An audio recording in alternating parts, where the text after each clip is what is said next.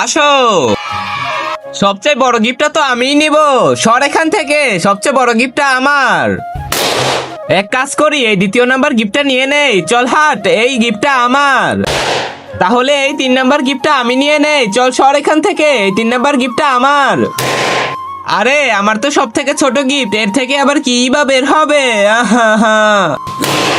আমার কাছে তো সব থেকে বড় বালতিটা রয়েছে, মনে হয় এর ভেতর থেকে বড় গিফট বের হবে। আরে এটা তো লোশনের একটা খালি বোতল, এটা দিয়ে কি করব? হ্যাঁ খালি বোতল, মনে হয় আমারটার থেকে ভালো গিফট বের হবে, দেখি। আরে আমি তো একটা খালি পারফিউমের বোতল পেলাম, এবার আমার পালা। আমারটাতে মনে হয় ভালো কিছুই বের হবে।